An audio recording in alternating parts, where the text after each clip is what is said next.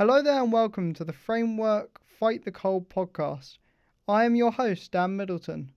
On this episode, we look at what effect the cold has on those of us in the unfortunate situation of not having a home.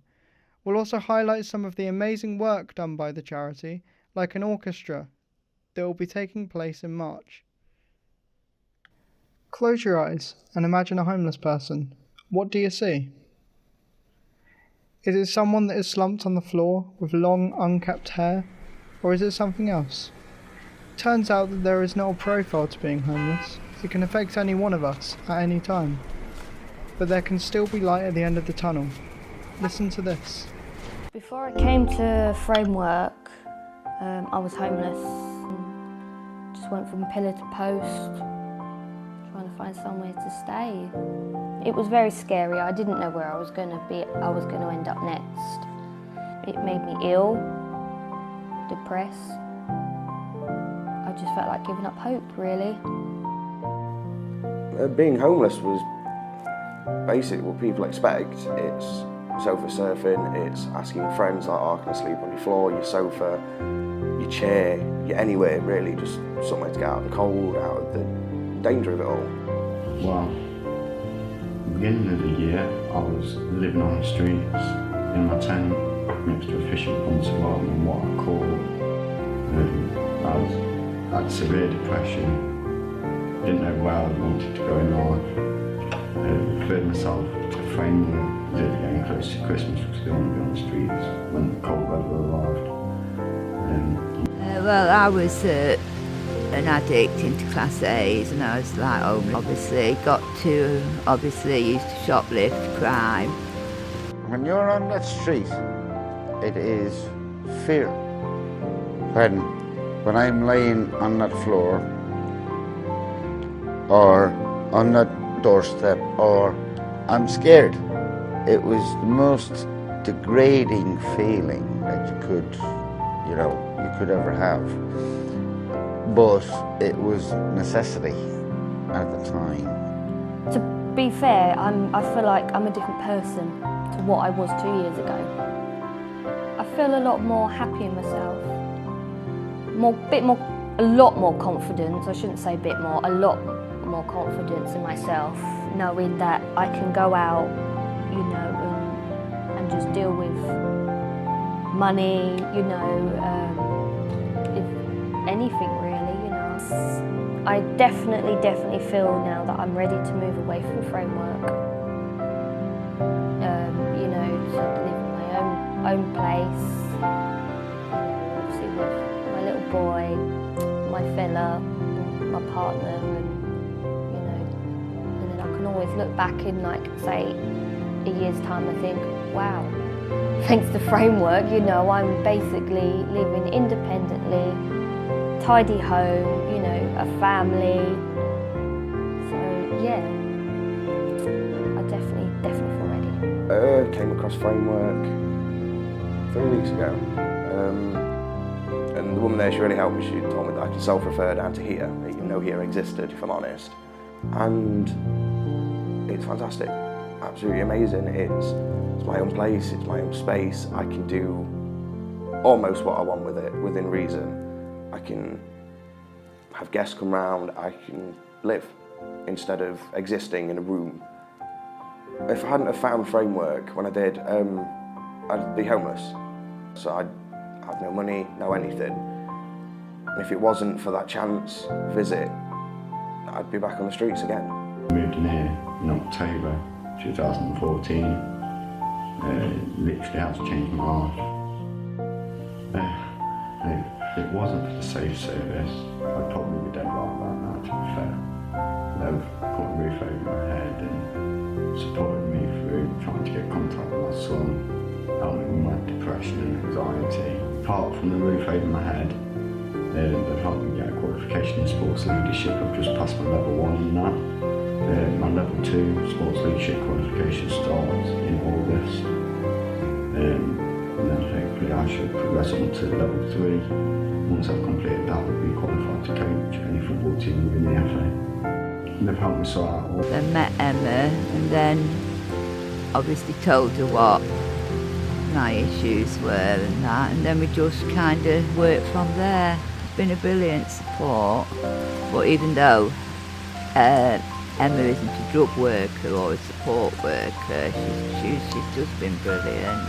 And I used to be a person, if anything went wrong, I'd go into a flap and a panic and can't handle it, but she's helped me sort it out how to be calm, think about it before I act, and you know what I mean? Yeah. It's hard to explain, she's just been brilliant for me, you know what I mean?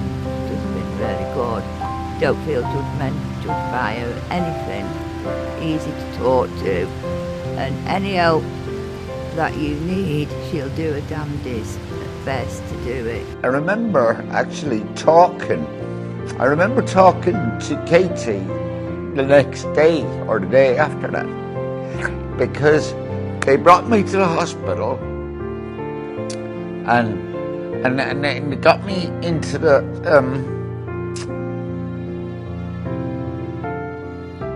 hotel thing, and they said, right, yeah, we've got no second night out, something or other. And that is exactly what they did. This man here and his colleague Katie, they found me. Would you sleep out on the street for one night? That's exactly what thousands of people did when they took their sleeping bags to their gardens and local parks as part of Framework's big sleep out in October. If I'm going to be completely honest with you, I don't know if I would sleep out on one night. It would have to depend on who I'm with and what the weather conditions are like. But I don't know, what do you think? Here to tell us more about this, here is Natalie Dixon from Framework, talking to Gracie Squire and Sammy Hudson. So how did you get involved in the role for like events and fundraising? Yeah, so I've worked in marketing and events for about 10 years, and I've always wanted to make sure that I use that skill set for, producing something that's beneficial to a wider audience and just, having fun and going to something. So I joined Framework back in April when I seen they had an events role opening, and it's been great. I've been there ever since. Brilliant. How does this role, what does it entail, like, what do you have to do in this role? So there's no kind of typical day in the life of an events manager at Framework. It can vary from ordering bubble machines to make sure that our Pride event kind of sponsorship goes really well, all the way through to being the kind of grump that has to be health and safety. Let's sort out, make sure that wiring's not exposed and all of that kind of stuff. So, but because our aim is to raise money, it's kind of trying to make sure that we're doing as many events as we can to as wide as an audience as we can, to raise as much money as we can for the charity. So there's no typical day really. Different every time, yeah. Every time. How does this impact the work at Framework? So the money that we've raised goes towards supporting people that are experiencing homelessness in a way where it's kind of like wrap around here. So it's not just kind of providing homes, it's providing all round support. So there's mental health support, there's support in terms of employment, getting jobs and stuff. So the money that we've raised directly goes towards supporting those services, and also, helping people that are rough sleeping on the street and getting them into a warm, safe home. Brilliant. Did you want to take over? Yeah. So I read up about the Big Sleep Out Nottingham that you helped to organise. Can you just tell us what that is a little bit more? Yeah, sure. So actually I did the sleep out myself about 7-8 years ago, and it's an experience that once you've had it you don't forget it. So joining Framework, it was kind of under my remit to organise the event. So what we did this year is we kind of made it so, because of everything that happened with COVID, we've done a couple of sleep-ins where people could do it from their own home. We made it a hybrid event, so people could, join from anywhere in the world or join us at the Sleep Out Village at Nottingham Racecourse. So we had bands, we had like a Queen tribute act, we had face painters. So it's a really great experience, and the purpose of it isn't to kind of, duplicate what somebody that's rough sleeping does. But you do sleep out overnight, and it is rough. And, we had kids from the Scouts from the ages of 6 or 7 participate in sleeping out overnight, and it was a rough night, but we also try to have a bit of fun while we're at it as well. So yeah, it's great. And we have the date for next year already. So the 7th of October, Big Sleep Out will be happening again. So how do people get involved with that if they want to get involved next year for the next one? So on the Framework website, there's an events page, and you can keep up to date with all of our events. We've got a few more coming up the next few months as well, like challenge events where people can kind of walk to raise money. One called Framework, which will be relaunched at the end of this month. And we'll keep everybody up to date on there on when you can book Sleep Out tickets for next year. Lovely. With the Sleep Out, how much money did you raise? Can you remember? So we're currently, money still comes in for a few months after the Sleep Out, but we're roughly at around £20,000, which will be absolutely amazing in terms of helping and supporting, people that are experiencing homelessness. Lovely. And then we was also wondering if there's any standout moment in your role, that's been the most rewarding, or a favourite moment from working at Framework so far? Oh, that's hard to say. There's so many. The team are absolutely amazing. The team are great. I love coming to work every day and doing something new. Coming to speak to you guys is, it's something new and different. I'd say at the Sleep Out, just kind of standing back and watching all these different people from different walks of life take part in an event for a mutual cause. It can be quite emotional sometimes when you stand back and you think, especially as an events manager, a lot of the time what you're doing is kind of practicing in theory, and you're not going to know the practical side of it all going to go ahead. You can plan, and that's who I am. I'm very much a planner. Everything organised in alphabetical order and such. You can do as much of that as you want until the actual event itself, and then when it actually comes together, it's quite an emotional moment, and you're like, oh, it actually worked. We did that, and then seeing people enjoy it and take part in it is so much fun. So yeah, I'd say any time that the event comes into fruition and you take a second and stand back, look at it, and we did it. But that's kind of the good side of it. Excellent. And then obviously you mentioned that you've got some more events and stuff in the pipeline. Did you want to talk a little bit more about any of them? Yeah, sure. Up? So we've got a few ideas for some stuff that we haven't quite signed off yet, but one thing that we are working on is a challenge event called Framework, where we ask people to walk 100 miles in 30 days to raise money. We've also got some cute merchandise coming out. So if you raise a certain amount, you get a bobble hat or dog bandanas, because we know a lot of people will take part, walking their dogs in the morning, they'll get the miles in pretty quickly. So we'll be launching that on the website in the next couple of weeks for people to take part if they want to. Perfect. Brilliant. That was all of our questions. Yes. Oh, amazing. Yeah, thank you for your time. It's all right. Thank you very much. Isn't that a lovely start for them? Framework rely on support from fundraising groups. One of these is the Boots Orchestra, who are putting on a concert this March. Anne Hicks, a member of the orchestra, spoke to Izzy Fakalak about its history and their involvement. Could you briefly explain a bit more about the Boots Orchestra and to those who may not have heard of it? Yes, the Boots Orchestra started in 1951. It followed on from an orchestra, or a band rather, which Jesse Boot developed early in his days in charge of the works. And the idea was to involve employees who could play or sing, to get together in their spare time and make music together. This followed the examples of the Cadburys, of course, and the Rowntrees in York, who were families who thought a lot about and valued their employees' work and free time. But the orchestra, the Boots Orchestra, started in 1951, and it had a varied number of people who were in the actual works in Boots and worked in Boots. They could come if they could play, and they got together and used to make an interesting sound.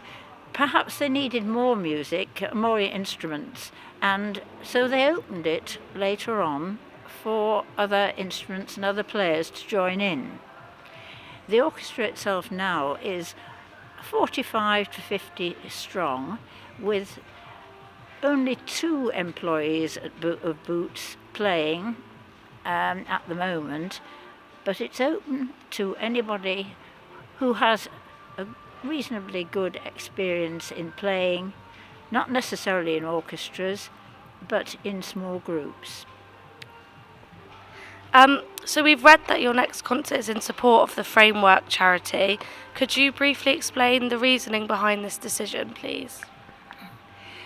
We chose Framework because we have actually played for them before, and looking at our records, I see that in March 2018 we raised £536. I think Framework is important because everybody needs a framework, whether it's a framework of a family, a framework, certainly a framework to live in, a framework of friendship. And this is what the orchestra does. We're friends who play together. We've got a framework of making music, and Framework supports those who are in need of friendship, in need of homes to live in need of support in finding work. And so I think we're a framework supporting a framework. So as you said, the Boots Orchestra was officially founded back in the 1950s. It's been around for a while now.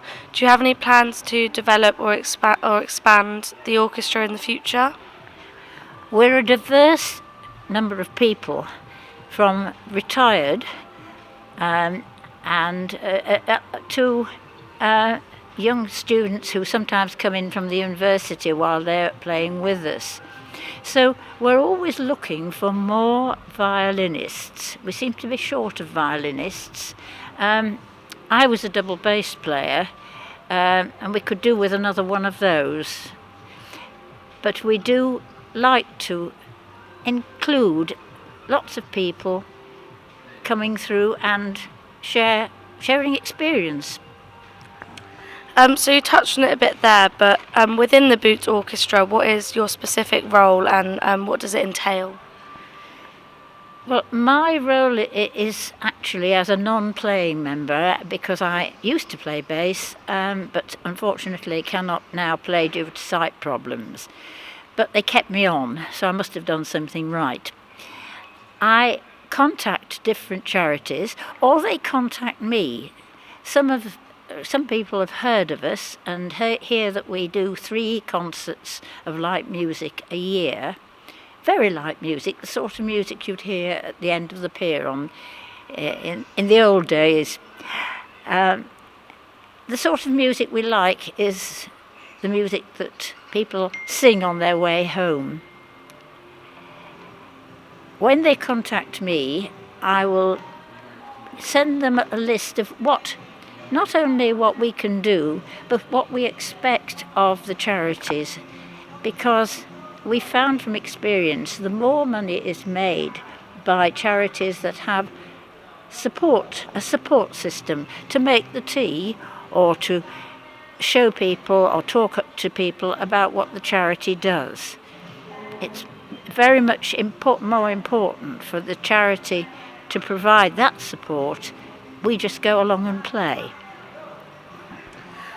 So have you ever got to see firsthand what influenced your work and the money that you've raised in the orchestra has had on the less fortunate people, and particularly the homeless and those in need from the Framework project? Possibly not as much as those who are helped by Framework, because that is an ongoing support, and the money will go to many different things that we don't notice, but we will hear about. The support that Framework gives by giving people jobs or helping people find jobs, finding people homes, above all making friends with people.